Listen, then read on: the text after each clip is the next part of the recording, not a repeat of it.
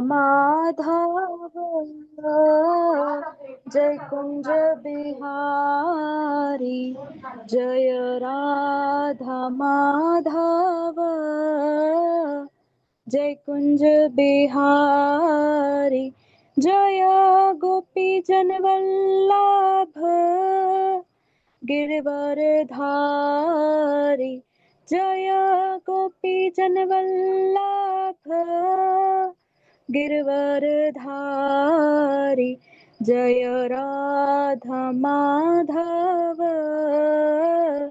जय कुंज बिहारी, जय राधा माधव, जय कुंज बिहारी, यशोदानंदन व्रज जन रंजन, यशोदानंदन व्रज जन रंजन, यमुना तीरा वनचारी, यमुना तीरा वनचारी, जय राधा माधव, जय कुंज बिहारी, जय राधा माधव, जय कुंज बिहारी, हरे कृष्णा कृष्णा कृष्णा हरे हरे, हरे राम राम, राम राम हरे हरे, हरे कृष्णा कृष्णा कृष्णा हरे हरे, हरे राम राम, राम राम हरे हरे। हरे कृष्ण प्रभु। हरे कृष्ण माता जी, हरे हरे कृष्ण। हरे कृष्ण।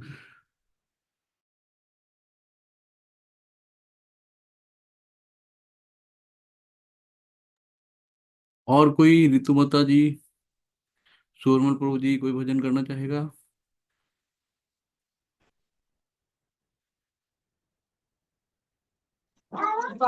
हरे कृष्णा प्रभु जी। भजन करना चाहेंगे प्रभु जी? जी प्रभु जी, नरसिंह आरती कर लेंगे। हाँ बिल्कुल बिल्कुल प्रभु जी, हरि प्रभु जी।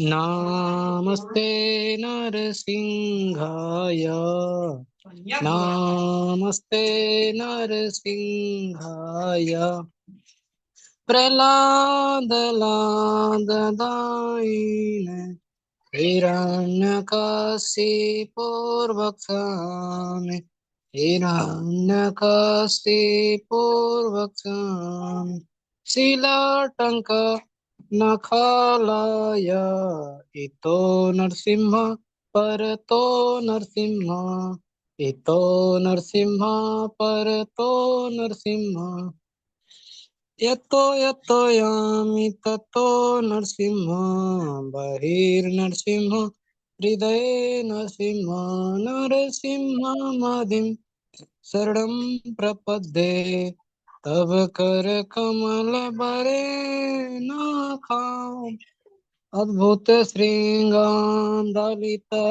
हिरण्यकशिपु तनुभृंगं केशवधृता, नरहरि रूप जय जगदीश हरे, जय जगदीश हरे, जय नरसिंहदेव जय, नरसिंहदेव नरसिंहदेव जय, नरसिंहदेव जय, प्रहलाद महाराज जय, प्रहलाद महाराज, प्रहलाद महाराज जय, प्रहलाद महाराज जय, जय प्रभुपाद प्रभुपाद, प्रभुपाद जय, जय प्रभुपाद। हरे कृष्ण प्रभु जी। बहुत अच्छा प्रभु जी, बहुत सुंदर प्रभु जी। तो आज हम लोग जो है 18वें अध्याय की 12 कड़ी पार कर चुके हैं। तो 12 में हम लोगों ने क्या किया कि पहले कर्म योग देखा 1 से 6, अध्याय जो है हमारे कर्म योग के हैं। तो उसके बाद हमें कैसे कर्म करना है, तो उसके बारे में जानने के बाद हम लोग आए 7 से 12 अध्याय। तो 7 से 12 अध्याय जो है आपका भक्ति योग है। तो भक्ति योग के बारे में हम लोगों ने सुना। और उसके बाद 13 से 18 अध्याय जो होता है, ये आता है ज्ञान योग। तो हमें दोनों को देखा ना, भक्ति योग और ज्ञान योग, यानी कि बीच वाली चीजें जो कीमती चीजें होती है ना, हम लोग उनको बीच में रखते हैं, उसके ऊपर एक लेयर बीच में छुपा के रखते हैं। तो इसलिए भगवान ने देखो कितने अच्छे से क्रमबद्ध तरीके से लगाया है कि 7 से 12 जो है वो उसमें आ गया है, ज्ञान योग में। तो अब हम लोग चलते हैं आगे कड़ी बढ़ाते हुए। तो हम लोगों ने कल देखा, उसका एक बार रिव्यू कर लेते हैं। तो कल हम लोगों ने देखा कि हमारा कर्तव्य क्या है, हमें कैसे कर्म के फलों की इच्छा नहीं करनी है, सीधे भगवत भक्ति करनी है। तो यही बताया गया कि आप जो भी कर्म करो, जो भी कुछ यद गदनासी यद होसी जो भी करते हैं, भगवान को अर्पण करते हुए चलो, है ना। तो हमें इच्छा नहीं करनी, अगर हम इच्छा करेंगे तो माया की हमें हप कर लेगी और मृत्यु जन्म के चक्कर में हमें से फिर से ढकेल दिया जाएगा। तो भक्ति योग द्वारा ही हम चीजों से अनासक्ति यानी डिटैचमेंट हो सकते हैं, मतलब किसी चीज से अलग हो सकते हैं। तो हमारा जो लगाव रहता है ना, एक पिल्ला भी पाल लो उससे भी आसक्ति हो जाती है। जब भक्ति का नशा चढ़ता है ना, तो सारी आदतें अपने आप छूट जाती हैं। जैसे लोग कहते हैं चाय कैसे छूटेगी, नशा कैसे छूटेगा, प्याज लहसुन कैसे छूटेगा। तो एक बार भक्ति करो तो सही, है ना। तो अपने आप ही चटोरापन, इंद्रिय तृप्ति सब गायब हो जाएगी। तो हमें क्या करना है कि इस भाव बंधन से मोक्ष का मार्ग जो है भगवत भक्ति द्वारा ही प्राप्त कर सकते हैं। इससे हमें ज्ञान और वैराग्य मिलेगा। तो हमें क्या करना, भक्ति करनी, सबसे सरल उपाय प्रभुपाद जी बता गए हैं। तो इसमें और भी चीजें हमने कहा कि कल देखा था कि कुछ मायावादी होते हैं, कुछ निर्विशेषवादी होते हैं। जैसे कि कुछ लोग ब्रह्म कुमारी मतलब ब्रह्म ज्योति तक जाते हैं और वहीं तक जाते हैं।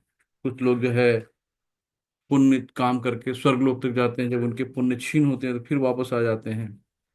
और हमने देखा कि अनन्य भक्ति, जैसे गोपी गोपिकाएं करते थे कि परमानेंट एक ही सूत्री कार्यक्रम था, सिर्फ भगवान को देखना, भगवान के बारे में सोचना, भगवान से बातें करना, वो अनन्य भक्ति में आती है। और देखा था फिर हम लोगों ने साधना भक्ति। साधना भक्ति कब होती है, जब दीक्षा हम लोग ले लेते हैं तो जो हमें गुरु आदेश देते हैं तो उनके निर्देशानुसार हम लोग विधि विधानों से पूजा करते हैं। और विधि विधानों से पूजा मतलब वही 16 माला करना, 4 नियमों का पालन करना। 4 नियमों का पालन जो होता है उसमें मांसाहार नहीं करना होता है। अगर हम मांस खाते हैं तो क्या होता है, हमारी दया का नाश हो जाता है। कि अगर हम किसी जीव की हत्या करेंगे तो इसका मतलब हमारे अंदर दया नहीं है। दूसरा होता है अवैध संबंध। तो जो अवैध संबंध किसी से हम करते हैं तो हमारी पवित्रता नष्ट हो जाती है, तन और मन से हम विचित हो जाते हैं। और जुआ जो खेलता है, तो जुआ खोलता है, जुआ क्या होता है, झूठ। तो हमारे के अंदर की सत्यता चली जाती है। इसलिए हमें जुआ नहीं खेलना है। नशा अगर करते हैं तो हमारे अंदर जो हमने तप किया है, तप का जो बल होता है ना, नशे में सब चूर हो जाता है, सब नशे नशा हर लेता है। तो इंसान बनने के लिए हमें क्या करना है कि 4 नियमों का पालन करना है। जब हम 4 नियम करेंगे तो हम इंसान बन पाएंगे। इतने पाप ऑलरेडी भरे पड़े हैं, तो कम से कम एक तो प्रभुपाद जी ने कृपा करी कि इन 4 पापों से मुक्त करा दिया ज्ञान देके, है ना। तो हमें गुरु के आदेशानुसार काम करना है, निष्काम भाव से सेवा करनी। यानी कि जैसे मंदिर में जब कोई सेवा होती है ना, तो आप जाके वहाँ पे ईंटें रखवा देते हैं, आप जाके वहाँ पे भोजन प्रसादम की व्यवस्था कराते हैं जाके, तो उसमें स्वार्थ नहीं होता ना। तो ये होता है निष्काम, कि उसमें ये नहीं होता कि भाई हमें पेमेंट है तो हम काम करेंगे। स्वयं सेवा, आदमी जाके स्वयं अपने हाथ से सेवा करता है, कर्म की इच्छा नहीं करता है। तो इस तरीके से हम लोग निष्काम भाव, हमने देखा कि सेवा निष्काम भाव से करनी है। सकाम कर्म करना है, जैसे कि दान देना है। मंदिर गृहस्थों की वजह से चलता है, अगर मंदिर कहाँ से लाएगा पैसा। अगर हम लोग दान नहीं करेंगे तो मंदिर कहाँ से चलेगा। भगवान का अर्चित विग्रह की जो पूजा होती है, फूल होती है, मंदिर में रख रखाव होते हैं, बहुत से खर्चे होते हैं, सुबह शाम तक घी के दीपक जलते हैं, वहां पे जो ब्रह्मचारी रहते हैं, सन्यासी रहते हैं, उनका भरण पोषण कैसे होगा। तो अगर गृहस्थ दान नहीं करेगा तो मंदिर कैसे चलेंगे। तो इसलिए हमें सकाम कर्म करना है, यानी दान देना है, तो गृहस्थ ही दान देते हैं। तो इस तरह से हमें दिल खोल के दान करना चाहिए। जैसे हम लोगों ने देखा था कि नंद बाबा 1-1 लाख गैये दान कर रहे हैं, घी दूध दही आभूषण दान करते हैं। तो दान प्रथा बहुत पहले से चली आ रही है। इसको हम लोग कहते हैं सकाम कर्म करते हैं। भगवान ने कहा ना कि अनन्य भक्ति करो पहले, नहीं कर सकते हो तो साधना भक्ति कर लो, जो गुरु बताते हैं। वो भी नहीं कर सकते हो तो निष्काम भाव कर लो, मंदिर में आओ कुछ सेवा कर जाओ आके। वो भी नहीं कर सकते हो तो कुछ भाई दान पुण्य कर लो। तो भक्तिगत में हम कर्म फलों को त्याग नहीं पाते हैं। और जब तक हम कर्म फल त्यागेंगे नहीं तो हम बंधन में बंधे रहेंगे। ठीक है, तो इस भाव बंधन से मुक्ति नहीं मिलेगी, जन्म मृत्यु जरा व्याधि के चक्कर में हम लोग पड़े रहेंगे। और फिर भी ये भी नहीं कर पाते हो तो ज्ञान प्राप्त कर लो। तो ज्ञान है ना कि अगर कहते हैं कि बिन गुरु होए न ज्ञान, और ज्ञान बिन वैराग्य। तो जब तक हम गुरु की शरण में नहीं जाते तो हमें ज्ञान नहीं होता। और जब तक ज्ञान नहीं मिलता तब तक वैराग्य नहीं आता, चीजों से आसक्ति नहीं छूटती। तो जो भी कर्म करो वो भगवान के लिए करो। तो साधना भक्ति से अनन्य भक्ति तक हम लोगों ने देखा। और भक्तों के लक्षण देखे थे 9 को, वो भी देखा हम लोगों ने। चित्रकेतु की कहानी सुनी थी कि वो एक से उनका मिजाज रहा, उनको श्राप भी दे दिया तब भी विचलित नहीं हुए, संभाव में रहे। तो उनके अंदर कतई क्रोध नहीं आया कि हमको उन्होंने कह दिया कि जाओ असुर बन जाओ, जबकि मेरी कोई गलती नहीं है। उन्होंने कोई स्पष्टीकरण नहीं दिया। तो इसको कहते हैं समभाव में रहना। तो शब्द व्यवहार आचरण भी दूसरों को कोई ठेस न पहुंचाओ। और भगवान तभी कृपा करते हैं जब आप किसी को बुरा नहीं सोचते, किसी के बारे में द्वेष नहीं करते, किसी को कष्ट नहीं पहुंचाते। तब भगवान आप पे प्रसन्न करते हैं और कृपा करते हैं। तो भगवान कहते हैं कि जब आप हरि का चिंतन करेंगे तो हरि आपका चिंतन करेंगे। अंत काले जब माम एवं स्मरण मुक्ता कलेवरम। तो अंत काल में जो भगवान का स्मरण करता है तो सीधे भगवत धाम को जाता है, भगवान उसको याद करते हैं। तो अभी से आप याद करने की आदत डालेंगे, तभी भगवान को आखिरी समय में याद कर पाएंगे। अभी से बोलो कि अभी टाइम नहीं है, अभी ये नहीं है, तो आखिरी में पता नहीं वेंटिलेटर में पड़े हों, मुंह में पाइप पड़े हों, है ना, क्या दुर्दशा होती है आप देखे होंगे हॉस्पिटल में। तो वहां भगवान का नाम कहाँ याद रहता है। तो इसलिए हमें क्या करना है, जब जागो तभी सवेरा।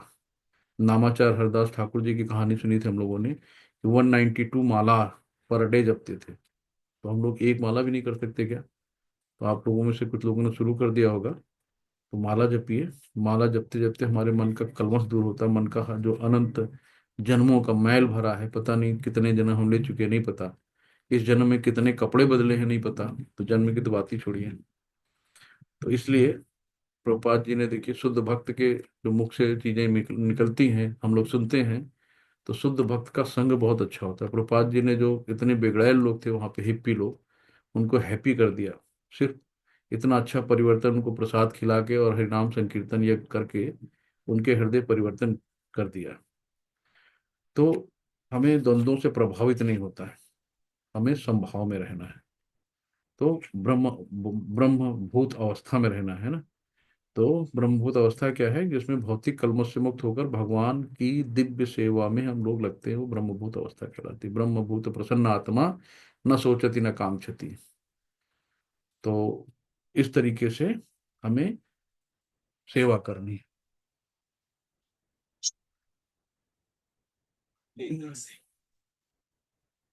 तो इस तरीके से आगे हम लोग बढ़ते हैं। आज का चैप्टर है अध्याय 13, शील प्रभुपाद की जय।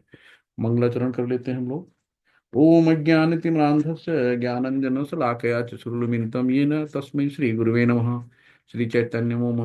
श्रीचैतन्यमोभीष्टं स्थापितं येन भूतले स्वयं रूपकदादिमहिमं ददाति शब्दान्तिकं।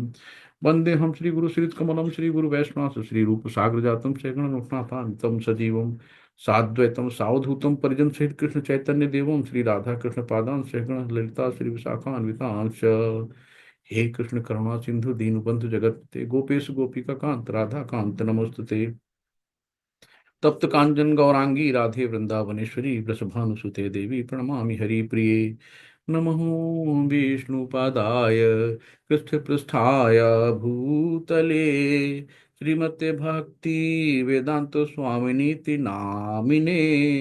नमस्ते सरस्वती देवे गौरवाणी प्रचारिणी निर्विशेष शून्यवादी पाश्चात्य देश तारिणी। जय श्री कृष्ण चैतन्य प्रभु नित्यानंद श्री अद्वैत गदाधर श्रीवासादि गौर भक्त वृंदा।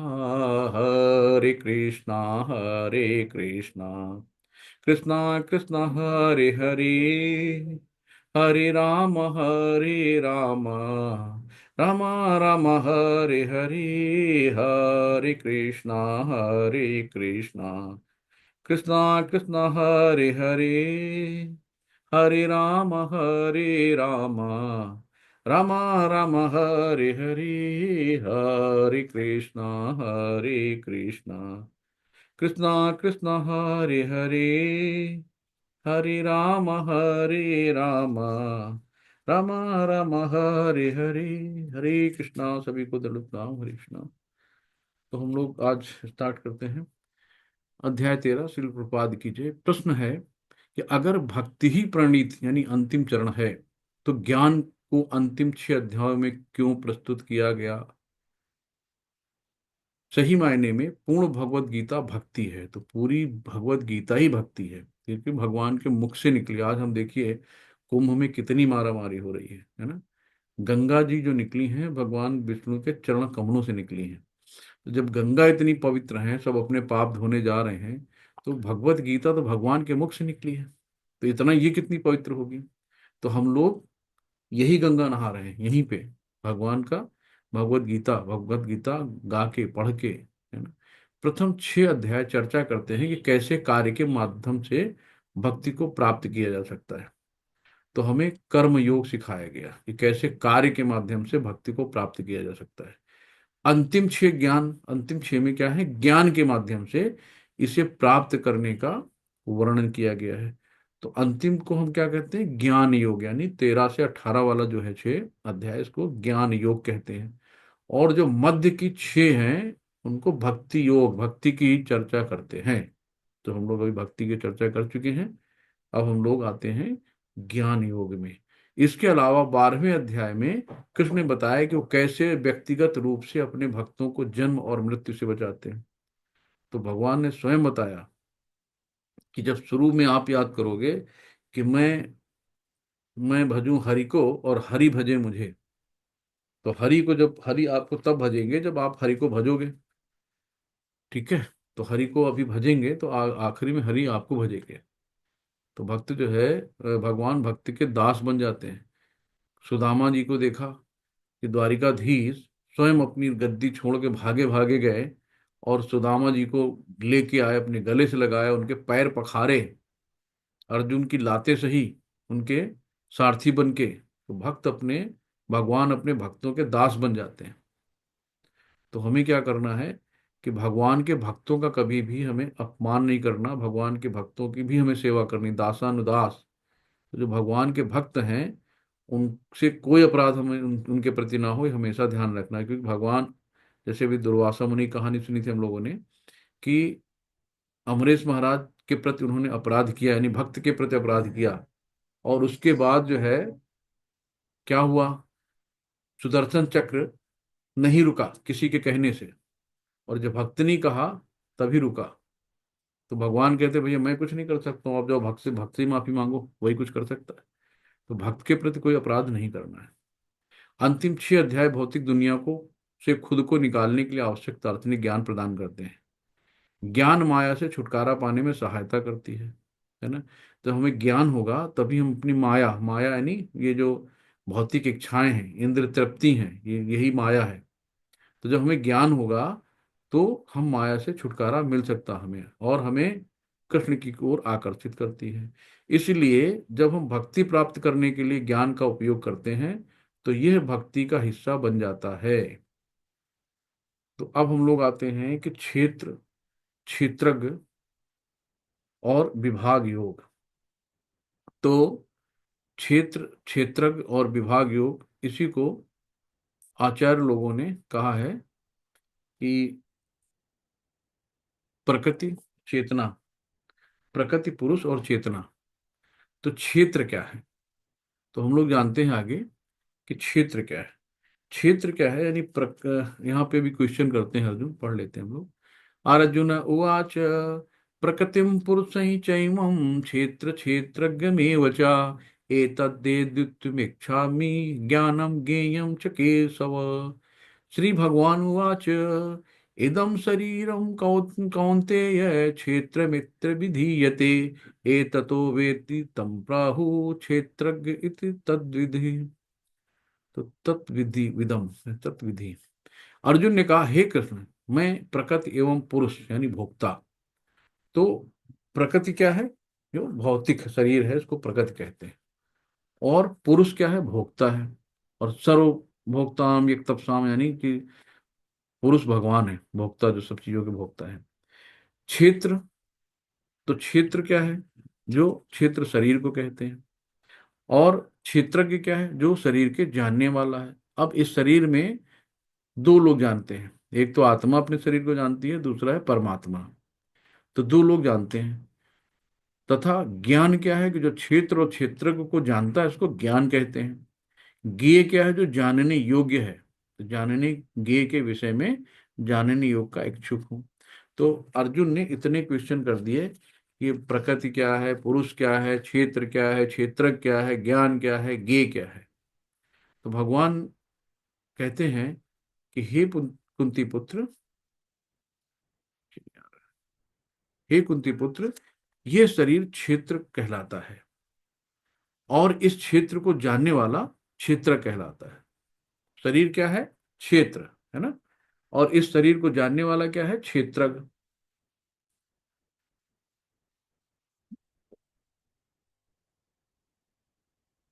तो अब यहाँ पे अलग अलग दे दिया गया है कि प्रकृति यानी कि मेटेरियल। तो प्रकृति क्या है, तो जो भौतिक शरीर है, भौतिक चीजें हैं, इनको प्रकृति कहते हैं।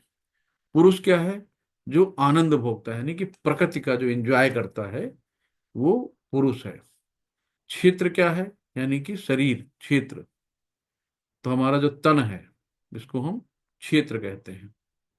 और क्षेत्रज्ञ क्या है, कि क्षेत्र का ज्ञाता वो शरीर, आत्मा, सुपर सोल यानी सभी निकायों को जानता है। तो क्षेत्रज्ञ में दो चीजें आती हैं, कि एक तो जो हमारे केवल शरीर को जानता है, और एक जो है संपूर्ण जितने भी जीव हैं सबको जानता है। तो हमारे शरीर में क्या है, दो चीजें रहती हैं, एक आत्मा है और दूसरी परमात्मा, क्षीरोदक्षय विष्णु के रूप में सबके हृदय में रहते हैं। ज्ञानम, ज्ञान यानी कि क्षेत्र और क्षेत्र को जानना, यानी क्षेत्र और क्षेत्रराज को समझना। और जानने योग्य कौन है, यानी गोल ऑफ नॉलेज, ज्ञान का लक्ष्य क्या है, हमारा परमात्मा है। तो अब यहाँ पे आगे हम लोग देख रहे हैं कि देखो इनके यहाँ पे क्या है, आत्मा भी है और परमात्मा सबके दिलों में बैठे हुए हैं। तो सबके हृदय में क्या है, आत्मा और परमात्मा। तो क्षेत्रंग चापि मां विद्धिम सर्व क्षेत्रेषु भारत क्षेत्र क्षेत्र ज्ञान क्षेत्र क्षेत्रज्ञ और ज्ञानम यत्त ज्ञानम मतम पर मतम ममम। हे अर्जुन, आपको समझना चाहिए कि मैं सभी शरीरों का ज्ञाता हूं, और इस शरीर और उसके ज्ञाता को समझने को ज्ञान कहा जाता है। तो जो इस शरीर और उसके ज्ञाता, जो शरीर को समझता है, शरीर और शरीर को समझने वाले जो समझता, वही ज्ञान है। और भगवान ने कहा यही मेरी राय है। तो इस तरीके से देखिए, यहाँ पे परमात्मा भी है, आत्मा भी है, दोनों यहाँ पे निवास कर रही हैं। तो ये किसी भी अवस्था में, चाहे जागृत अवस्था में तब भी भगवान रहते हैं, सुप्त अवस्था में सपने देख रहे हैं तब भी हो रहे हैं, डीप साइलेंट नींद में सो रहे हैं तब भी भगवान साथ, हमेशा आत्मा परमात्मा कभी साथ नहीं छोड़ते हैं। यहाँ दर्शाया गया कि देखो फील्ड है ना।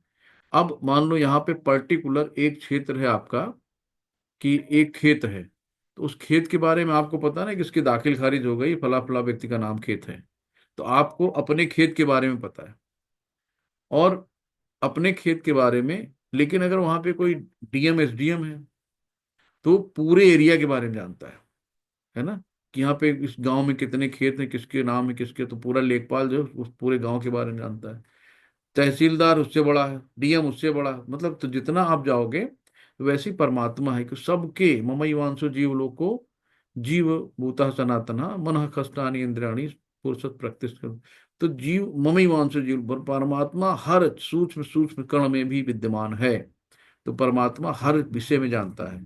और हम क्या है, हम केवल अपने शरीर के बारे में जानते हैं, यानी हम मतलब आत्मा, हम अपने शरीर के बारे में जानते हैं, लेकिन परमात्मा प्रत्येक जीव के शरीर को जानता है। तो इसलिए इन दोनों को कहा गया है।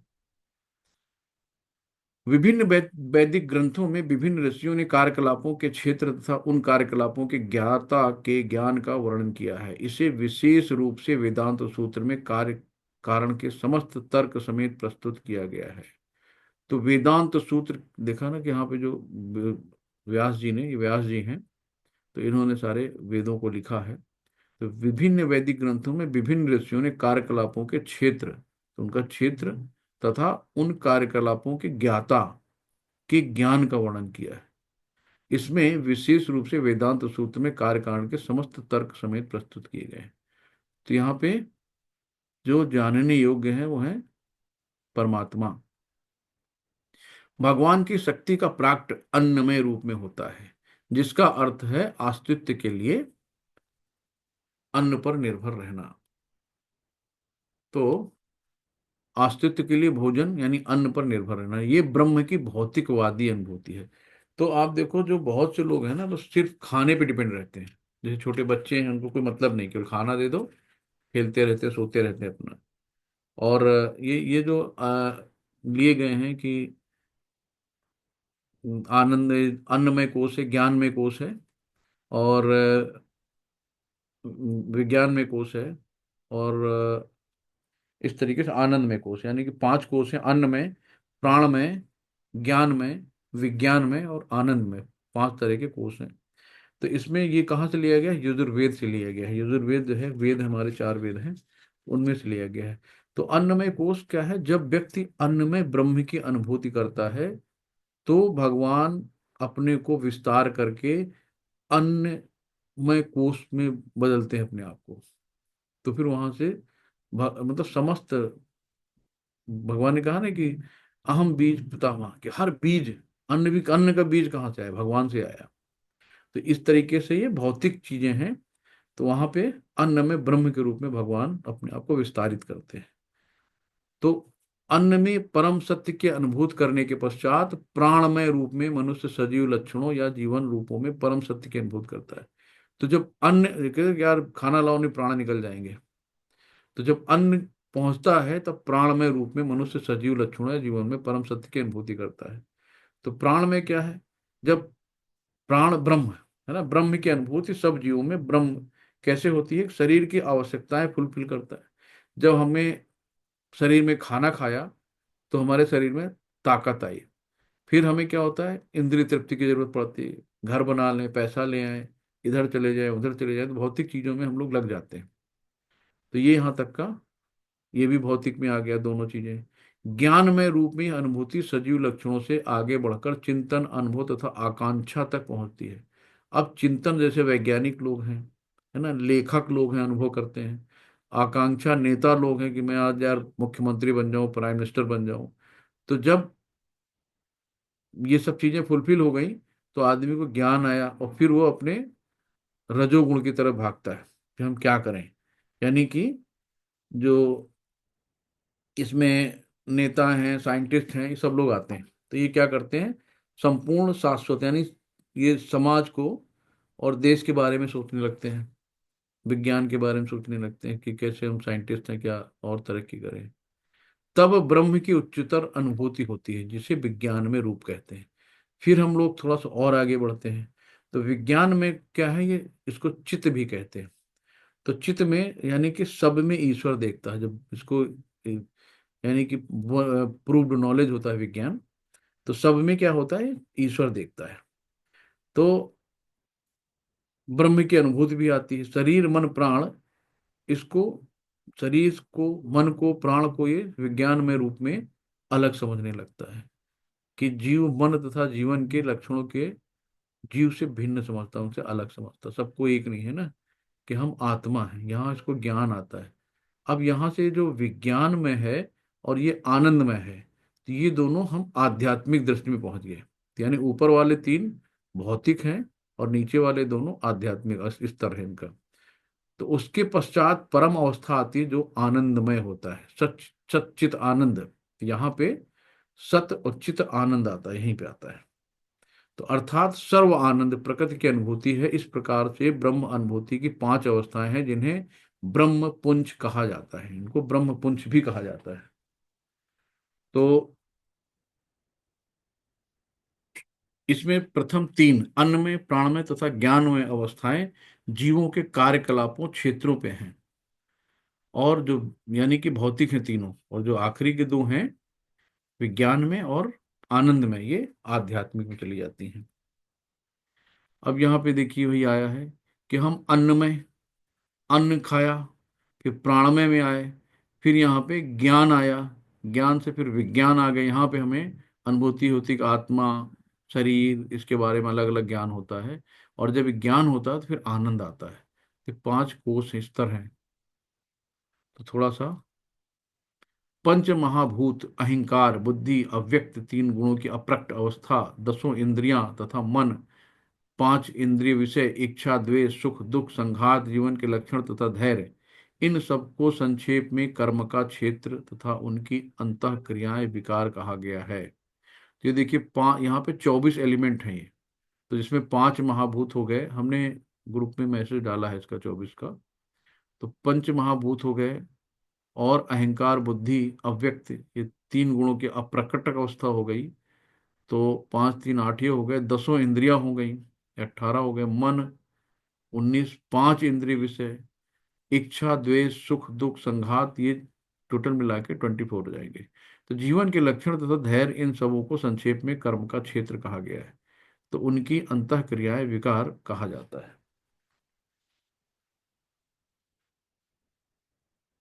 तो इसको जो है, ये यहाँ पे अच्छे से बताया गया है कि हमें ज्ञान और गुरु परंपरा में कैसे प्राप्त करना है, और वास्तविक संसार क्या है, हमें यह दुखालय शाश्वतम से बाहर निकलना है, और फिर कि हमें भगवान की अनन्य भक्ति करनी है, कि इसके अलावा कुछ नहीं।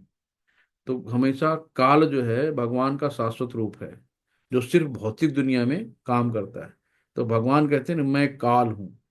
तो आध्यात्मिक जीवन में हमेशा जो है कोई बुढ़ा ही नहीं होता है, ना कोई बीमार होता है, ना कोई मरता है। तो भगवान की हम लोग वहां पे नियमित सेवा करते हैं। तो हाँ, ये जो मृत्यु, बुढ़ापा, बीमारी, ये सब कभी नहीं आती अध्यात्म में, सब भौतिक जीवन में यही है। तो अमानित्वम, अदम्भित्वम, अहिंसा, शांति, आर्जवम, आचार्य उपासनम, शौचम, स्थैर्यम, आत्म विनिग्रह, इंद्रिय अर्थेषु वैराग्यम, अहंकारम एव च, जन्म मृत्यु जरा व्याधि दुख दोष अनुदर्शनम, आसक्ति अनभिक्वम, पुत्र दार ग्रह आदिषु, नित्यम च समचित्वम, इष्ट अनिष्ट उपपत्तिषु, मयि च अन्य योगेन भक्ति अभिव्याचारणीण, विविक्त देश सेवितम अरति जन संसदी, अध्यात्म ज्ञान नित्यवम, तत्व ज्ञान अर्थ दर्शनम, एतत् ज्ञानम इति प्रोक्तम, ज्ञानम अज्ञानम यत अतः अन्यथा। तो यहाँ पे भगवान ने पहले श्लोक में बताया कि अमानी, यानी कि अमानिनित्वम। तो ये जो होता है कि ज्ञान गुरु परंपरा से प्राप्त करना है, और दूसरे लोक में हम लोग ये जन्म मृत्यु विराज जागी के चक्कर से कैसे छुटकारा मिले, यहाँ दुखालय शाश्वतम पिछले हम लोग पढ़ चुके हैं। तो इस तरीके से हम लोग पढ़ लेते हैं। विनम्रता, दंभहीनता, अहिंसा, सहिष्णुता, सरलता, प्रमाणिक गुरु के पास जाना, पवित्रता, स्थिरता, आत्म संयम, इंद्र तृप्ति के विषयों का परित्याग, अहंकार का अभाव, और जन्म मृत्यु वृद्धा अवस्था तथा रोग के दोषों की अनुभूति, वैराग्य, संतान, स्त्री, घर तथा अन्य वस्तुओं की ममता से मुक्ति, अच्छी तथा बुरी घटनाओं के प्रति संभाव, मेरे प्रति निरंतर अनन्य भाव, एकांत स्थान में रहने की इच्छा, जन समूह से बिगलाव, आत्म साक्षात्कार की महत्ता को स्वीकार करना, तथा परम सत्य की दार्शनिक, ये वहां से दिख रहा है क्या आप लोगों को नीचे? हाँ, मेरा आगे है, दिख नहीं रहा। दार्शनिक के अतिरिक्त,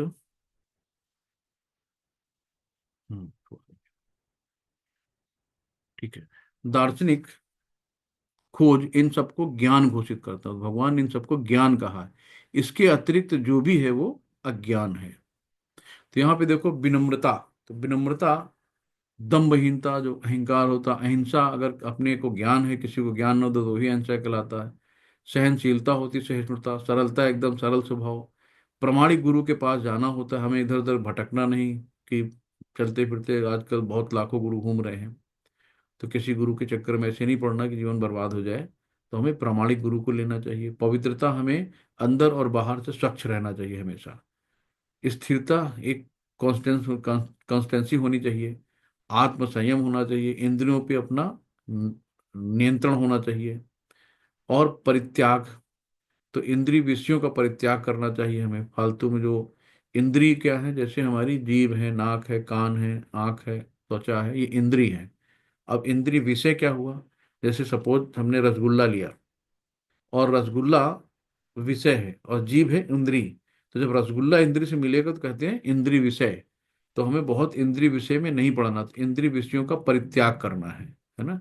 अहंकार का अभाव होना, हमें ईगो नहीं रखना अपने अंदर। जन्म मृत्यु वृद्धावस्था तथा रोग के दोषों की अनुभूति, तो हमें क्या करना, भक्ति करके इस दुखालय शास्त्रम से निकलना, जहाँ जन्म मृत्यु वृद्धावस्था और रोगों की अनुभूति रहती है। तो भौतिक जगत में अगर हम आध्यात्मिक जगत में जाएंगे तो वहाँ बुढ़ापा भी नहीं आता, सब एक सा रहता है। वैराग्य लेना है, यानी कि डिटैचमेंट करना सबसे। संतान, स्त्री, घर तथा अन्य वस्तुओं की ममता से मुक्ति, इन सबसे डिटैच हो जाना। अच्छी तथा बुरी घटनाओं के प्रति संभाव रखना है। अच्छी घटना घटे या बुरी घटे, हमें एक सा रहना है, विचलित नहीं होना है।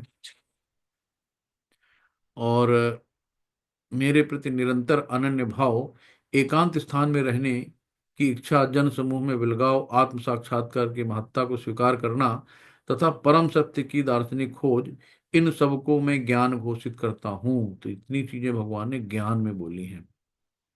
और इनके अतिरिक्त जो भी है वो सब अज्ञान है। तो लगभग 19-20 चीजें हैं। और आगे देखिए, अब इसको इन्होंने एक्सप्लेन किया। नम्रता, यानी कि सम्मानित होने की संतुष्टि के लिए उत्सुक ना होना, कि भाई हमें सम्मान मिले, हमारा नाम हो, है ना, लोग हमें नमस्कार करें, दंडवत करें आके। तो सम्मानित होने की संतुष्टि के लिए उत्सुक ना होना, तो हमें बहुत नम्र रहना चाहिए। शिष्टता, समझना कि तुम शरीर नहीं, और इस प्रकार सम्मान और अनादर एक ही है।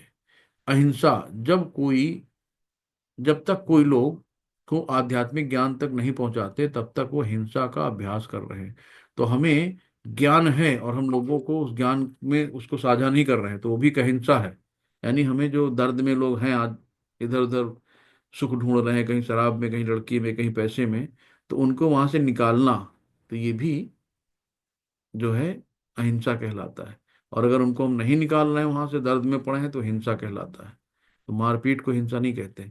तो सहनशीलता, है ना, तो दूसरों से अपमान और अपमान सहने का अभ्यास करें। कोई आपको कुछ कह भी रहा है, अंदर से बुरा तो लगता ही है, तो धीरे धीरे आदत डालें उसको सहन करने की, है ना। तो एक आध्यात्मिक गुरु को स्वीकार करना, तो ये बहुत जरूरी है कि जब तक हम किसी गुरु को स्वीकार नहीं करते हैं, तब तक हम इस भवसागर से नहीं तर पाएंगे, यहाँ से नहीं निकल पाएंगे। तो गुरु मुक्त आत्मा होती है जो हमें, हम बद्ध आत्मा हैं, तो हमारे हाथ जैसे बंधे हैं, तो जो खोलेगा वही जिसके हाथ खुले होंगे। तो इसलिए हमें गुरु को करना बहुत जरूरी होता है। तो गुरु ही हमें, गुरु बिन कौन मिलावे, भगवान से गुरु के बिना कोई नहीं मिला सकता, गुरु ही मिला सकते हैं। तो स्वच्छता, यानी कि बाहरी और आंतरिक स्नान किया, बाहरी स्वच्छता हो गई, साबुन लगा लिया, क्रीम लगा लिया, बाहर स्वच्छ हो गए। और जब जब हम करते हैं हरे कृष्ण कृष्ण कृष्ण हरे हरे, हरे राम राम राम हरे हरे, तो ये हमारी आंतरिक खूबसूरती होती है, आंतरिक सुंदरता होती है जप करने से। स्थिरता में क्या है, आध्यात्मिक जीवन में प्रगति करने का दृढ़ संकल्प करना, यानी कि स्थिर बुद्धि होना, हमें भटकना नहीं है। तो हमें आध्यात्मिक जीवन में प्रगति करने का दृढ़ संकल्प हमें एक करना चाहिए कि हमें आध्यात्मिक जीवन में आगे बढ़ना है, ये दृढ़ संकल्प होता है। आत्म संयम, आत्म संयम क्या है? आध्यात्मिक उन्नति के प्रतिकूल कुछ भी अस्वीकार करें, इंद्रियों को नियंत्रित करें। इंद्रिय वस्तुओं का त्याग अनावश्यक मांगों को पूरा करने के लिए नहीं, है ना।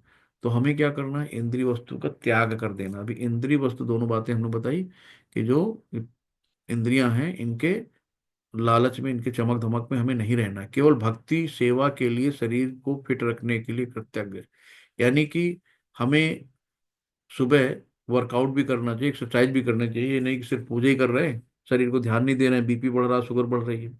तो हमें शरीर को मजबूत करने के लिए थोड़ी सी एक्सरसाइज, व्यायाम 15-20 मिनट के लिए बहुत जरूरी है। उससे हमारी इम्यूनिटी भी बढ़ती है। तो वो भी ध्यान रखना है। सब कर्म के साथ में 15-20 मिनट शरीर का एक्सरसाइज भी जरूरी है। तो झूठे अहंकार की अनुपस्थिति, अस्वीकार, मैं ये शरीर या मन हूं, स्वीकार करें कि मैं कृष्ण का सेवक हूं। तो हम दासानुदास, कि हम दासों के, कृष्ण के दासों के भी दास हैं। तो ये स्वीकार करना हमारे लिए अच्छा होता है। तो ये अस्वीकार नहीं करना है कि हम आत्मा है, शरीर नहीं है। बुराई की धारणा, उचित स्रोत से इन बारों में नियमित रूप से सुने, भौतिक जीवन से घृणा करें। तो हमें क्या करना है कि किसी भी बुराई में नहीं पड़ना है, और जो उचित स्रोत हैं उन्हीं से सुनना है। बहुत से आजकल गीता भाष्य सुना रहे हैं, बहुत से आ गए हैं अपना, कि आओ मैं तुमको ये सिखाता हूँ वो सिखाता हूँ। तो गीता भाष्य उनके चक्करों में नहीं पड़ना, हमें किसी उचित स्रोत से इनके बारे में सुनना है। तो भौतिक जीवन से घृणा, यानी कि जो भौतिक जीवन है हम लोगों का, हमें आध्यात्मिक जीवन में कन्वर्ट होना है। अनासक्ति, अननेसेसरी जो है बहुत अटैच न रहे। अभी मेरे पास एक पेशेंट आई, बहुत करोड़पति, सब कुछ ठीक है उनके पास, एक बेटा एक बेटी है। तो अब क्या है, उनकी बेटी के प्रति बहुत लगाव। तो उनको लगता है मेरी बेटी को कुछ नहीं दिया, बेटी अपना अच्छे से शादी हो गई, बच्चे हैं दो। लेकिन माँ जो है बेटी के लिए, उन्होंने अपने आप को बहुत बर्बाद किया हुआ है। कि जब बेटी बेटी की बात करती है तो उनकी बहू भी उनसे चिढ़ने लगी है। अब सास और बहू भाभी में नहीं पड़ती, कि ननद आती है तो भाभी चाय भी नहीं पूछती है। तो करना उसके लिए क्या हुआ, उनकी सास जिम्मेदार है। कि इतना आसक्ति बेटी के प्रति है कि जब ये उठा के दे देना, वो कर देना, तो धीरे धीरे परिवार में सबसे डांट भी खाती हैं और दिन भर रोती रहती हैं। यहाँ भी आई तो मेरी बेटी मेरी बेटी। तो मैंने उनको समझाया कि तुम सबसे बड़ी दुश्मन तुम्हारी बेटी है और तुम उसकी दुश्मन हो। तो भाई जो परिवार में आराम से चल रहा है चलने दो। तो बहुत, जब बहुत ज्यादा आसक्ति हो जाती है ना किसी के प्रति, तो वही आपका दुख का कारण बनता है। तो हम दुखी हैं अपने कर्मों से, और हम सुखी हैं तो अपने कर्मों से। तो ना, अब इसमें हम भगवान को भी कहते भगवान ने मेरे साथ किया करे, दुख तो आपने खुद लिया ना। तो आज आप अगर सुखी हैं, यहाँ पे लोग पेशेंट आते हैं बोलते हैं ना डॉक्टर साहब जरा छोला भटूरा खा लिया था पेट खराब हो गया। तो मतलब खुद बताता है मैंने क्या किया, हम किया है, आज जरा हमने कपड़े कम पहने थे, बाइक से चले गए, ठंडी हवा लग गई, बुखार आ गया। तो उसको पता है कि मेरी गलतियां कहाँ हैं, मुझे दुख क्यों हुआ। यानी कि आई एम क्रिएटर, हम खुद क्रिएटर हैं, कोई हमें दुख नहीं देता है। तो भगवान कहते हैं ना, मैं तुम्हें सुख देता हूँ और ना मैं दुख देता हूँ। तो जो तुम प्राप्त करते हो वो अपने कर्मों के अनुसार प्राप्त करते हो। तो हमें क्या करना है कि इंद्रिय विषयों का त्याग करना है ना। तो और आत्म संयम, ठीक है। तो आध्यात्मिक उन्नत प्रकृति के, जो आध्यात्मिक उन्नत के लिए ना हो उन्हें हमें स्वीकार नहीं करना है। इंद्रियों को नियंत्रण करना है, तो हमें जो वही स्वीकार करना है जो जिसमें हमारी प्रगति हो सके आध्यात्मिक। इंद्रिय वस्तुओं का त्याग करना अनावश्यक मांगों को पूरा करने के लिए नहीं, केवल भक्ति सेवा के लिए, शरीर को फिट रखने के है। झूठे अहंकार की अस्वीकार करना है ना, ये मन के हम आत्मा है, शरीर नहीं है। और उचित स्रोतों से भी गीता सुने, सबसे नहीं सुनना है। बहुत लोग तोड़ मरोड़ के बताते हैं अपनी भाषा में, तुमको नहीं सुनना है। और अनासक्ति रखनी है चीजों को, कृष्ण के लिए सब कुछ बलिदान करने के लिए तैयार रहें, सब कुछ छोड़ने के लिए तैयार रहें। पत्नी बच्चे परिवार आदि के साथ कोई उलझाव नहीं करना है। यदि आप इसे कृष्ण चेतना तरीके से कर सकते हैं तो उसका अभ्यास करना चाहिए, लेकिन त्याग अगर कृष्ण चेतना के प्रतिकूल है तो बहुत ज्यादा हमें उलझना नहीं है। जबरदस्ती बच्चे परिवार पत्नी को कोई भी अपनी बात थोपनी नहीं है कि जो हम कर रहे हैं वही अच्छा है, तुम जो कर रहे हो नहीं अच्छा है। तो इसमें क्या है, भौतिक लाभ या हानि में अभिनय व्यतीत नहीं है। अटूट भक्ति सेवा करके निष्काम भक्ति करनी है, यानी अनन्य भक्ति, है ना, इसके अलावा कुछ भी नहीं। तो भक्ति की जो 9 प्रक्रियाओं को स्वयं में संलग्न करना, एकांत जगह रहने की ख्वाहिश, यानी भौतिकवादी लोगों के साथ घुलने मिलने की इच्छा नहीं, भक्तों की संगत में रहते हैं। तो हम लोग जितना भक्तों के संग रहते हैं उतना अधिक ज्ञान अर्जन करते हैं और उतना ज्यादा हम गलतियों से बचते हैं। तो हमें क्या करना है कि भक्तों के साथ रहना है मैक्सिमम। तो उनको देख देख के हमें भक्ति आती है। इस तरीके से हमें अभक्तों का संग नहीं रखना है कि अभक्तों के संग में क्या आज उनके यहाँ ये हो गया, उनके यहाँ ये किया, तुमने क्या खाया, उनके यहाँ क्या हुआ, तुमने क्या पहना, तुम्हारे घर क्या है। तो हमें प्रजल्पा में नहीं रहना, फालतू की पंचायत नहीं करनी है, सिर्फ बात करनी है भगवान के प्रति स्थिर होकर। अब मैं तुम्हें ज्ञेय के विषय में बतलाऊंगा, जिसे जानकर तुम नित्य ब्रह्म का आस्वादन कर सकोगे। ये ब्रह्म या आत्मा जो अनादि है और मेरे अधीन है, इस भौतिक जगत के कार्य कारण से परे है। तो ज्ञेय कौन है? जो जानने योग्य है। तो भगवान बता रहे हैं कि अब जो जानने योग्य, जानने योग्य कौन है? परमात्मा, विष्णु, है ना, श्री कृष्ण। तो इनके बारे में अब बताने जा रहे हैं स्वयं। सर्वेन्द्रिय गुणाभासम सर्वेन्द्रिय विवर्जितम असक्तम सर्वभ्रक्ष्यैव निर्गुणम गुणभोक्तृ च। परमात्मा समस्त इंद्रियों के मूल स्रोत हैं, फिर भी वे इंद्रियों से रहित हैं। वे समस्त जीवों के पालन करता होकर भी अनासक्त हैं। वे प्रकृति के गुणों से परे हैं, फिर भी वे भौतिक प्रकृति के समस्त गुणों के स्वामी हैं। तो परमात्मा ही समस्त इंद्रियों के मूल स्रोत हैं। तो यहाँ पे देखिए ना कि स्रोत भी हैं और उनसे रहित भी हैं। यानी कि भगवान के अंदर जो है ये शरीर भौतिक नहीं है, इनका आध्यात्मिक है। वे समस्त जीवों के पालन करता होकर भी अनासक्त हैं, सबको पालते भी हैं लेकिन उनसे कोई आसक्ति नहीं रखते। वे प्रकृति के गुणों से परे हैं। तो प्रकृति के जो गुण है, देवी है सा गुणमयी मम माया दुरतया मामेत। तो जो हमने देखा ना कि प्रकृति के गुणों से भी परे हैं, फिर भी भौतिक प्रकृति के समस्त गुणों के स्वामी हैं। तो इस तरीके से हम लोग आगे देखते हैं। परम सत्य समस्त जीवों, यानी चर, यानी जो चर और अचर, तो एक होते हैं मूवमेंट करने वाले और नॉन मूवमेंट करने वाले। तो नॉन मूवमेंट में जैसे कि पेड़ पौधे हो गए, और चलने फिरने वाले चर हो गए। अचर जो एक जगह स्थिर रहते हैं, के बाहर तथा भीतर स्थित हैं। तो परम सत्य समस्त, परम सत्य कौन है? प्रभु भगवान। तो समस्त जीवों के बाहर तथा भीतर स्थित हैं। वे भौतिक इंद्रियों के द्वारा जानने या देखने से परे हैं। उनको देखने के लिए हमें क्या चाहिए? दिव्य आंखें चाहिए, दिव्य दृष्टि चाहिए। यद्यपि वे अत्यंत दूर रहते हैं किंतु हम सबों के निकट हैं। भगवान दूर भी हैं, पास भी हैं। भगवान चलते भी हैं, नहीं चलते भी हैं। तो इस तरीके से कहा गया है परम सत्य समस्त जीवों, यानी चर अचर, तो मोटाइल नॉन मोटाइल के बाहर तथा भीतर स्थित हैं। सूक्ष्म होने के कारण वे भौतिक इंद्रियों के द्वारा जानने या देखने से परे हैं। यद्यपि वे अत्यंत दूर रहते हैं किंतु हम सबों के अत्यंत निकट हैं। तो आप देखो कि भगवान जैसे ये बेबी भ्रूण में आता है तो 3 महीने का होता है, जैसे चौथे महीने से दिल धड़कना शुरू हो जाता है। यानी कि क्षीरोदक्षाई विष्णु साक्षात इनके हृदय में विराजमान हो जाते हैं। तो आत्मा परमात्मा एक साथ रहते हैं।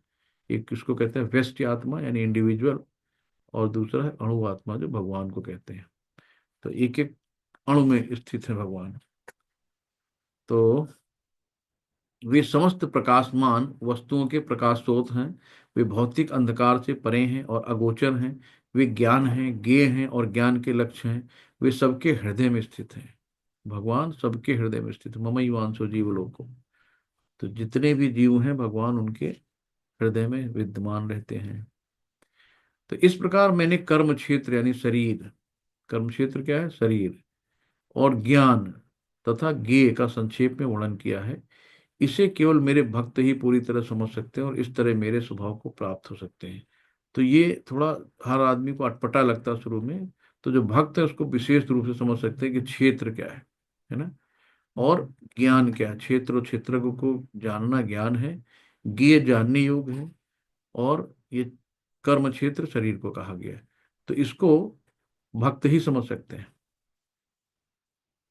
प्रकृति तथा जीवों को अनादि समझना चाहिए। उनके विकार तथा गुण प्राकृत जन्य है।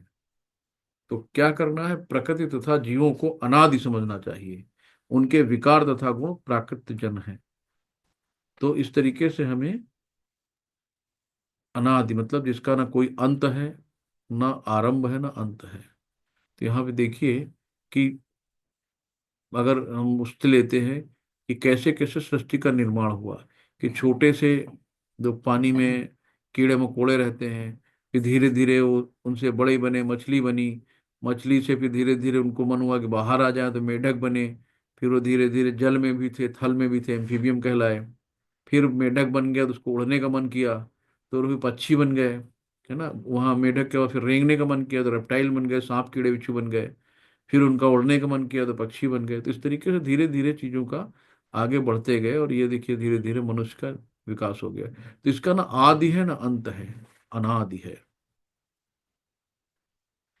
कार्य कारण कर्तव्य हेतु प्रकृति रुच्यते, पुरुषः सुख दुखानां भोक्तृत्वे हेतु रुच्यते। तो प्रकृति समस्त भौतिक कारणों तथा कार्यों यानी परिणामों के हेतु कही जाती है, और जीव यानी पुरुष इस संसार में विविध सुख दुख के भोग का कारण कहा जाता है। तो यहाँ पे प्रकृति को हम समस्त भौतिक कारणों तथा कारणों का परिणामों के हेतु कहा माना जाता है, और जीव क्या करता है, इन सबको विविध सुख दुख यही भोगता है। बताया ना, अपने कर्मों से सुखी है और अपने कर्मों से दुखी है, तो दुख वो इसको नहीं देता है। पुरुषस्य प्रकृतिस्थो वही भुंक्ते प्रकृतिजान गुणान, कारणम गुण संगोष्य सद असत योनि जन्मसी। तो इस प्रकार जीव प्रकृति के तीन गुणों का भोग करता हुआ, तीन गुण कौन से हैं, सतोगुण, रजोगुण, तमोगुण, प्रकृति में ही जीवन बिताता है। इन तीनों गुणों का भोग करता हुआ प्रकृति में ही जीवन बिताता है। ये उस प्रकृति के साथ उसकी संगति के कारण है। तो अब प्रकृति में जैसी उसकी संगत होती है, इस तरह उसे उत्तम यानी उच्च कोटि में जन्म लेना, और अधम यानी निम्न कोटि में जन्म लेना। तो जो उसकी संगति होती है, तो किस तरीके के संग में है, उसी तरीके से उसका आचरण होता है, और उसी तरीके से फिर उसका जन्म होता है। तो वो अपने आचरण स्वभाव से, अपने कर्मों से उच्च कोटि में जा सकता है, स्वर्गलोक जा सकता है, देवताओं का जगह साथ जीवन बिता सकता है, निम्न लोटी में नरक में भी जा सकता है, और नीचे कीड़े मकोड़े, गाय भैंस बकरी मतलब जो जानवर हैं, है ना, तो ये निम्न योनियों में, अधम योनियों में भी जा सकता है। उच्च योनि में पुरुष पुरुष बनना, ये उच्च योनि में आ गए। तो अपने गुण संग के अनुसार होते हैं जो उसके होते हैं।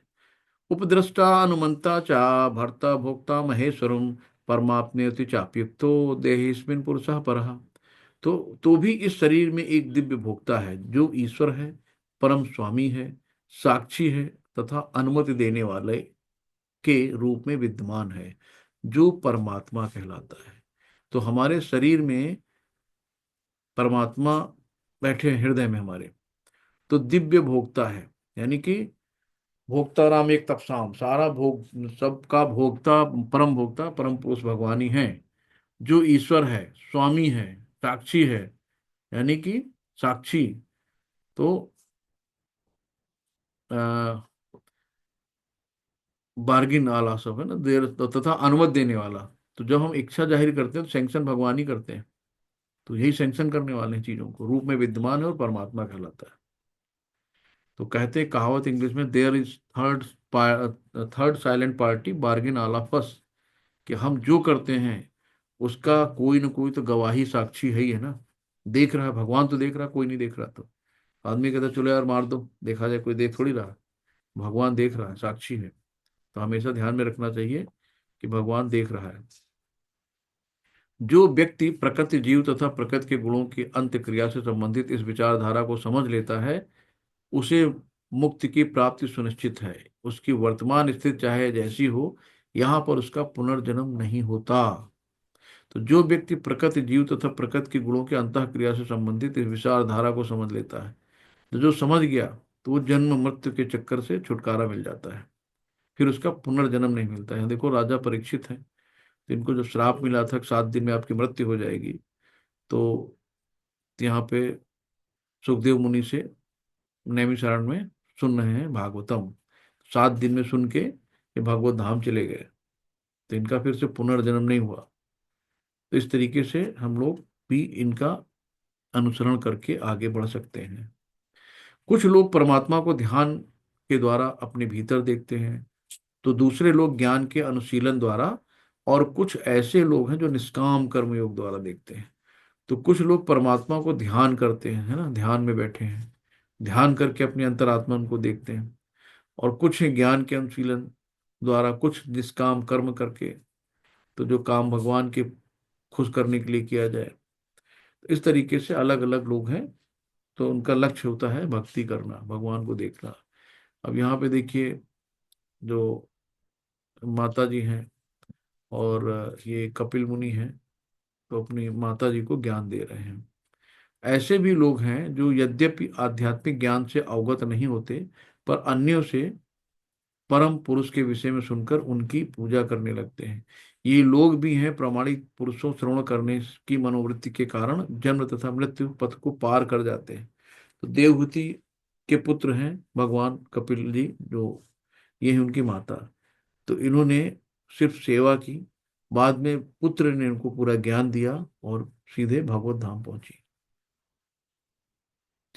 हे भरतवंशियों में श्रेष्ठ, ये जान लो कि चर तथा अचर, मोबाइल और नॉन मोबाइल वाले हैं, मूव करने वाले नॉन मूव करने वाले, जो भी तुम्हें अस्तित्व में दिख रहा है वो कर्म क्षेत्र तथा क्षेत्र के ज्ञाता का संयोग मात्र है।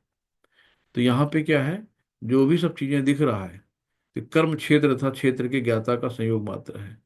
तो अभी हम लोगों ने देखा क्षेत्र, कर्म क्षेत्र और ज्ञाता, तो इनका संयोग मात्र है। सम सर्वेषु भूतेषु तिष्ठितं परमेश्वरम विनश्यन्ति विनश्यन्तं यम यह पश्यति न पश्यति। जो परमात्मा को समस्त शरीरों में आत्मा के साथ देखता है, और जो समझता है कि इस नश्वर शरीर के भीतर ना तो आत्मा है ना परमात्मा कभी भी विनष्ट होती है, यही वास्तव में देखता है। तो हम क्यों क्या करना, सबको संभाव देखना है कि सब जो आज कुत्ता है, बिल्ली है, तो ये भी एक परमात्मा का अंश उसके अंदर है, जीव है, उसके अंदर भी चेतना है। बस हमसे थोड़ा सा उसके कर्म निम्न रहे कि वो निम्न योनि में चला गया, और उससे थोड़े से कर्म अपने अच्छे तो मनुष्य योनि में आ गए। लेकिन परमात्मा सारे जीवों में है, सब जगह है, तो ये देखना है। जो व्यक्ति परमात्मा को जो व्यक्ति परमात्मा को सर्वत्र तथा प्रत्येक जीव में समान रूप से वर्तमान देखता है, वो अपने मन के द्वारा अपने आप को भ्रष्ट नहीं करता। इस प्रकार वो दिव्य गंतव्य को प्राप्त होता है। तो जो व्यक्ति परमात्मा को सर्वत्र, यानी कि हर जगह परमात्मा, हर कण में, हर जगह, जो भक्त प्रहलाद ने कहा ना कि उन्होंने पूछा हिरण्यकश्यप में, क्या खंबे में तुम्हारा भगवान है? कि हाँ, खंबे में है। तो खंबे से निकल के नरसिंह रूप में आ गए। तो जो व्यक्ति परमात्मा को सर्वत्र तथा प्रत्येक जीव में समान रूप से देखता है, वो अपने मन के द्वारा अपने आप को भ्रष्ट नहीं करता। इस प्रकार वो दिव्य गंतव्य को प्राप्त होता है। जो देखता है कि सारे कार्य शरीर द्वारा संपन्न किए जाते हैं, उसकी उत्पत्ति प्रकृति से हुई है, और जो देखता है कि आत्मा कुछ भी नहीं करता, वो यथार्थ, जो जैसी रही भावना जैसी प्रभु मूरत देखी तिन जैसी।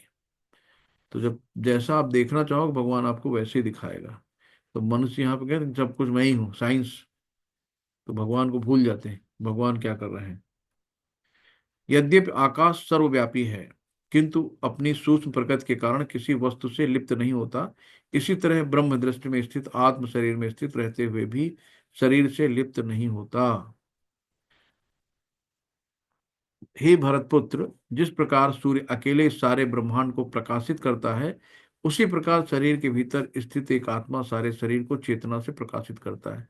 अब आप देखिए, एक चेतना यानी कि जो प्रकाश है शरीर के अंदर, चेतना, जैसी चेतना निकलती शरीर बेकार हो जाता है। यानी कि जैसे आप स्विच ऑफ करते हो, एसी पंखा चलना बंद हो जाता है, तो वैसी जैसी चेतना शरीर से निकलती है, तो शरीर मिट्टी हो जाता है। वही हाथ, वही पैर, वही सब लंग्स, लीवर सब हैं, लेकिन बेकार हो गया। तो जिस प्रकार सूर्य अकेले सारे ब्रह्मांड को प्रकाशित करता है, उसी प्रकार शरीर के भीतर स्थित एक आत्मा सारे शरीर को चेतना से प्रकाशित करता है। जो लोग ज्ञान के चक्षुओं से शरीर तथा शरीर के ज्ञाता के अंतर को देखते हैं और भव बंधन से मुक्ति की विधि को जानते हैं, उन्हें परम लक्ष्य प्राप्त होता है। तो हमें भी ऐसे ही देखना चाहिए ज्ञान के चक्षुओं से। इस 13वें अध्याय का तात्पर्य यही है कि मनुष्य को शरीर शरीर के स्वामी तथा परमात्मा के अंतर को समझना चाहिए। उसे श्लोक 8 से लेकर 12 तक में वर्णित मुक्ति की विधि को जानना चाहिए, तभी वो परम गति को प्राप्त होता है। हम्म? तो 8वें अध्याय में हम लोग देख लिया ना कि अंत काले च मामे वे स्मरण मुक्ता कलेवरम।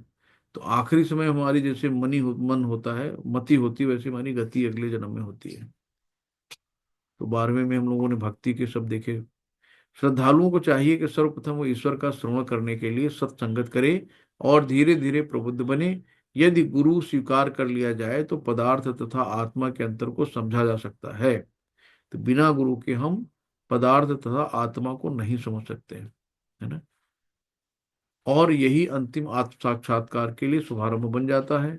गुरु अनेक प्रकार के उपदेशों से अपने शिष्यों को देहात्म बुद्धि से मुक्त होने की शिक्षा देता है।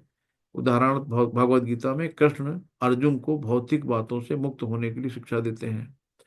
तो कृष्ण के रूप में हम सब बैठे यहाँ पे ज्ञान ले रहे हैं, तो भगवान हर तरीके से बताते हैं कि आपको भौतिक चीजों से कैसे विरक्त होना है। मनुष्य यूं तो समझता है कि शरीर पदार्थ है ना, शरीर भौतिक पदार्थ है और इसे 24 तत्वों से विश्लेषित किया जाए, 24 तत्वों से मिलकर बना है। जीवन के इन्हीं लक्षण, इन्हीं तत्वों की अंतः क्रिया विकार, किंतु इनसे भी ऊपर आत्मा और परमात्मा है। आत्मा तथा परमात्मा दो हैं। ये भौतिक जगत आत्मा तथा 24 तत्वों के संयोग से कार्यशील है। मनुष्य को चाहिए कि गुरु की सहायता से इस अध्याय को भली भांति समझ ले। तो ये पूरी गीता में 13वां अध्याय थोड़ा सा टफ है। तो यही कहा गया है कि किसी गुरु की सहायता से इस अध्याय को अच्छी से भली भांति समझ ले। तो यहाँ पे क्या करा, अर्जुन ने 6 प्रश्न किए कि प्रकृति कौन है, ज्ञाता कौन है, ज्ञेय कौन है, पुरुष कौन है, क्षेत्र कौन है, क्षेत्रज्ञ कौन है। तो क्षेत्र और क्षेत्रराज के ज्ञान का वर्णन किया गया, ज्ञान प्राप्ति की प्रक्रिया की गई, और ज्ञाननीय कौन है, ऑब्जेक्ट ऑफ नॉलेज कौन है, परमात्मा है जिनको हम जान सकते हैं। प्रकृति पुरुष के और उनके बीच में बताया गया, ज्ञान का दर्शन किया गया। तो इस तरीके से इस अध्याय की समाप्ति हुई। और किसी को कोई क्वेश्चन हो, प्रश्न हो, तो आप पूछ सकते हैं।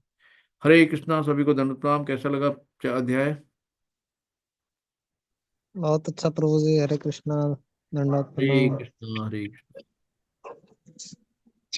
प्रभु जी मेरा एक प्रश्न था। हाँ बताइए प्रभु जी। जब मैं अध्याय 11 पढ़ता हूँ ना, विराट रूप, तो मुझे थोड़ा संशय लगता है कि जैसे भगवान अर्जुन जब पूछ रहे हैं, भगवान अर्जुन जब भगवान से पूछ रहे हैं कि मधुसूदन आप ये बताइए कि इतने उग्रवान आप कौन है, तो भगवान बोल रहे हैं कि मैं काल हूँ। हम्म। समस्त मनुष्यों को मैं विनाश करने आया हूँ। तुम्हारे और पांडवों के अलावा सारे हम्म। लोग मारे जाएंगे। हम्म।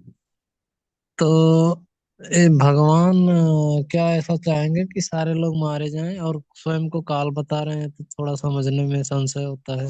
जी प्रभु जी, भगवान जो है समस्त कालों के काल हैं। तो यहाँ पे काल रूप में बताया गया, अर्जुन को केवल निमित्त मात्र माना गया था।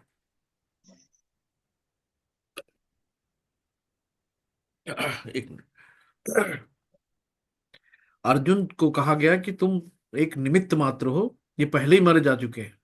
तो भगवान अर्जुन को ये दिखाना चाह रहे हैं कि तुम्हारा इसमें रोल नहीं इनको मारने का। ये ऑलरेडी मरे हुए हैं, पहले ही मरे, जो प्रकृति के नियत के हाथों पहले ही मर चुके हैं। तो इसमें तुम्हारा कोई रोल नहीं है। तुमको तो भगवान अपने भक्तों को क्रेडिट दे रहे थे। तो भगवान अर्जुन को क्रेडिट देना चाहते थे कि तुम क्षत्रिय हो, अपना कर्तव्य करो, अपने कर्तव्य से भागो नहीं। तो भगवान तो यहाँ पे सर्वव्यापी, काल काल तो काल रूप में भगवान है ही है। और जो क्या है कि 5 लोग, जो पांडव केवल वही बचे थे, बाकी सबकी मृत्यु हो चुकी थी, वहां पे कोई नहीं बचा था। तो भगवान ने पहले ही उनको विराट रूप में दिखा दिया कि ऑलरेडी पहले ही मारे जा चुके हैं। तो अर्जुन संकोच कर रहे थे ना तीर चलाने में, डर रहे थे, उनके अंदर करुणा आ गई, दया आ गई कि हम कैसे मारे अपने सगे संबंधियों को। और इसलिए उनको उन्होंने विराट रूप दिखाया कि ऑलरेडी मर चुके हैं, पहले ही मारे जा चुके हैं। तो जब धर्म की जब जब होए धर्म की हानि, बाढ़े अधम अधम अपराधी, जो बहुत ज्यादा अधर्म आता है, तो भगवान अवतरित होते हैं, है ना। तो कौन सा है हम्म। श्लोक, साधु नाम तो ये जो भगवान जो है दुष्टों का विनाश करने और भक्तों को आनंद देने के लिए आते हैं, भक्तों की हाँ रक्षा प्रभु करने। जी, यदा यदा ही हाँ, धर्मस्य, यदा वो यदा वाला ही है। धर्मस्य ग्लानिर्भवति भारत। तो इसमें जो भगवान स्वयं कहते हैं कि हम दुष्टों का विनाश करने और भक्तों का उद्धार करने आते हैं। तो जो दुष्ट लोग थे तो पहले ही मारे जा चुके थे, तो अर्जुन को तो उनको श्रेय देना था कि हाँ चलो अर्जुन के द्वारा मारे गए। ठीक है प्रभु जी। जी प्रभु जी, जैसे कृष्ण भगवान को परम भगवान माना जाता है, तो परम भगवान मतलब जो सत्य है, सनातन है। जी हाँ। तो सत्य सनातन है, तो फिर वो उनका भी कहने में आता है कि उनका भी मृत्यु हुआ, फिर उनको भी एक बहेलिये ने मारा। ऐसे नहीं नहीं नहीं। अगर भगवान है तो अपना शरीर कैसे फिर छोड़ सकते हैं? हाँ हाँ जी माता जी, आप लीव कर सकते हैं। हरे कृष्णा, धन्यवाद माता जी, धन्यवाद माता जी। देखिए प्रभु जी, ये भगवान की लीलाएं हैं, है ना। तो भगवान का न कभी जन्म होता है, न भगवान की कभी मृत्यु होती है, वो अनादि है, न उनका आदि है न अंत है। तो वो सिर्फ लीला करने के लिए आते हैं। अब जो भगवान देवकी जी माँ के वहां चतुर्भुज रूप में प्रकट हुए, भी आपने पढ़ा होगा ना। तो जब चतुर्भुज जी रूप में प्रकट हुए थे तो माँ ने आग्रह किया कि आप बाल रूप में आओ। तो कोई जी भगवान का जन्म नहीं हुआ था, भगवान अवतरित हुए थे। लोग जी उनको साधारण बालक मान लेते हैं कि भाई कृष्ण है। तो कृष्ण का जो शरीर था भौतिक नहीं था। कृष्ण का शरीर हमेशा आध्यात्मिक रहता है। कृष्ण कभी 17 साल की उम्र के आगे बढ़ते ही नहीं है। तो कभी बूढ़े, आप कभी आपने कभी देखा कहीं चित्र भगवान का कि दाढ़ी सूख गई है, सफेद हो गई है, बूढ़े हैं कृष्ण जी। तो कृष्ण जी हमेशा किशोरावस्था यौवन अवस्था में रहते हैं, उससे आगे जाते ही नहीं है। तो उनकी कभी मृत्यु नहीं होती है। वो तो लीला करने के लिए अवतरित होते हैं और लीला समाप्त होते हुए अपने स्थान पर चले जाते हैं। वो एक समय में हर जगह रह सकते हैं ना। 16,108 नारियां उनकी पत्नियां थीं। तो 16,108 पत्नियों में एक साथ सब जगह वैसे ही नारद जी एक बार कहे कि यार ऐसे कैसे हो सकता है। तो जिस भी रूम में गए वैसे ही भव्य आलीशान, सबके एक से महल, सबके एक से रख रखाव, सबके एक से नौकर चाकर, तो हर हर जगह भगवान एक समय उपस्थित थे। तो प्रभु जी ये है। तो वो उनका आध्यात्मिक शरीर होता है, कभी नष्ट नहीं होता है, कभी उनकी मृत्यु नहीं होती, ना कभी जन्म लेते हैं ना कभी मृत्यु होती है। इसीलिए उनको अजन्मा कहा गया, अविनाशी कहा गया। तो सिर्फ जी, यहाँ ये लीला। तो है। प्रभु जी, पर ये जो कृष्ण अवतार में मतलब आए थे अभी 5,000 वर्ष पहले, जो बताया जाता है कि भगवान गीता अर्जुन को देकर गए, तो एक कृष्ण भगवान क्या शरीर नहीं छोड़ते? नहीं भाव, इनका जो आध्यात्मिक शरीर होता है भौतिक नहीं होता है। तो इसलिए ये सशरीर आते हैं सशरीर जाते हैं। तो इनका ऐसा कुछ नहीं होता बोलते। और ये जो गीता बीच बीच में क्या होता है कि ये देखा ना, 20 लाख साल पहले भी आई। तो गीता का जो ज्ञान है श्री कृष्ण ने पहले सूर्यदेव को दिया, विश्वान, इक्ष्वाकु, ब्रह्मा, मनु, मनु से फिर हम मनुष्यों में आई। तो एक चिन्हबद्ध कड़ी से आई। तो ये आज की नहीं है, ये करोड़ों साल पुरानी है। तो करोड़ों साल में बीच बीच में विलुप्त हो जाती है। जब विलुप्त हो जाती है तो भगवान पुनः धर्म की स्थापना करने के लिए आते हैं, फिर आगे बढ़ाते हैं इसको। तो बीच बीच में अभी जी जैसे चैतन्य महाप्रभु आए थे 500 साल पहले। तो उन्होंने देखा कि भाई राधा रानी का ऐसा क्या है ना। तो राधा रानी जी के रूप में भक्ति को सीखने आए थे कि भक्ति कैसे करते हैं, भक्ति में क्या होता है, कैसे भाव होते हैं। तो प्रभु भगवान। मेरे एक मित्र हैं प्रभु जी, वो कबीर पंथ से हैं। जी तो वो बोलते हैं कि जब गीता का उपदेश दे रहे हैं कृष्ण, तो उनके अंदर काल प्रवेश करके बोल रहा है कि मैं काल हूँ। गीता का उपदेश कृष्ण ने, काल ने दिया है, और वही काल जो है वो कबीर है। जी। देखिए ये निर्विशेषवादियों में आते हैं प्रभु जी, है ना। तो जी इनका क्या है कि ये हमेशा कहते हैं कि ईश्वर मतलब कुछ नहीं, निराकार परम ब्रह्म ज्योतिर स्वरूप है। तो आप जी देखो कितनी भी कहानी पढ़े होंगे, भगवान किस किस तरीके से आके अपने भक्तों को प्रेम देते हैं, अपने भक्तों की रक्षा करते हैं, अपने भक्तों का सम्मान बढ़ाते हैं। तो विग्रह रूप में आते हैं। राधा रमण का मंदिर है, वहां पे देखिए शालिक नाम की बटिया थी। तो जब एक अग्रवाल जी वस्त्र लेने सिलवाने के लिए आते थे देने के लिए, तो बोले तो शालिक राम को इसमें तो कहीं से कोई नाप वाप हो ही नहीं पाएगा। तो भगवान स्वयं स्वयं प्रकट हो गए कि अब नाप ले लो मेरी। तो आज भी विग्रह राम राधा रमण जी का मंदिर में रखा है ना। साक्षी महाराज का मंदिर है, कि गवाही देने भगवान पहुंच गए उनके अपने भक्त के लिए। तो इस तरीके से बहुत सी चीजें हैं। जगन्नाथपुरी में देखो, सातवें तल पे रखी जाती है, तो नीचे वाली सबसे बाद में पकती, ऊपर वाली पहले पहुंच पक जाती है। तो जो कुछ चीजें जो हैं, जो हमें दिखाती हैं कि नहीं है। और अगर आप विग्रह नहीं है तो आप किसकी पूजा करोगे, किसको आप मानोगे, किसका ध्यान करोगे, जी किसकी सेवा करोगे, है ना। तो वो लोग तो निराकार परम ब्रह्म की पूजा कराते हैं ना, किसी की पूजा नहीं कराते। वो तो कहते हैं कि हम भी देवता थे, आज हमारे थोड़े कर्म नीचे आ गए तो मनुष्य बन गए, और उनके कर्म अच्छे थे, देवता बन गए। तो वो जो जी निर्विशेषवादी मायावादी हैं, तो हमें किसी से उलझना नहीं है। और अगर उनको हम संतुष्ट नहीं कर पाते तो नमस्ते करके प्रणाम करके वहां से हट जाना है, जिसमें नहीं हमारा। उलझना नहीं है जी, पर जैसे गीता को लोग तोड़ मड़ोड़ के इधर उधर से करके बताते हैं कि हाँ ये हाँ, कहे। इसीलिए कहा गया ना कि हमें किसी योग्य पुरुष के द्वारा ही गीता सुननी है। गीता जी भाष्य बहुत बहुत लोगों ने लिखा है, वो सिर्फ अपनी दुकान चलाने के लिए, है ना। मोटिवेशनल बन गए हैं, प्रचारक बन गए हैं, मोटिवेट करते हैं लोग बाग अपना धन कमाने के लिए।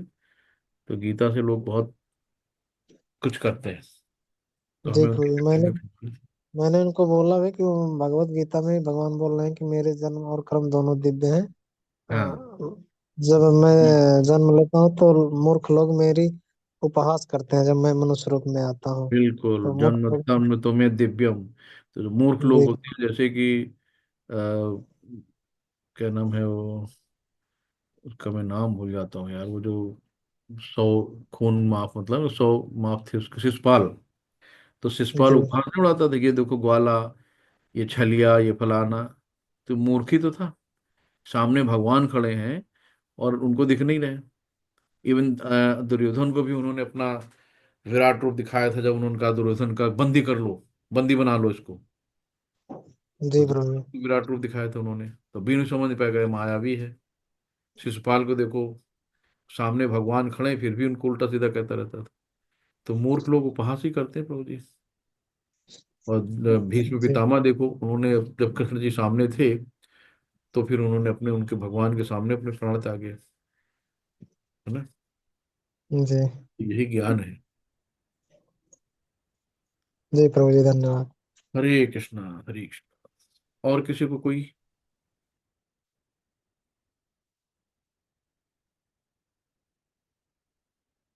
हरे कृष्णा, और किसी को कोई क्वेश्चन हो तो आगे बढ़े, नहीं तो फिर चलते हैं।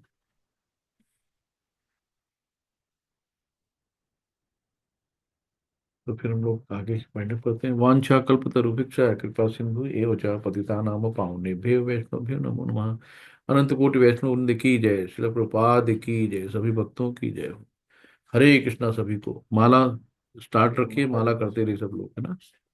हरे कृष्णा, दंडनाम। हरे कृष्ण।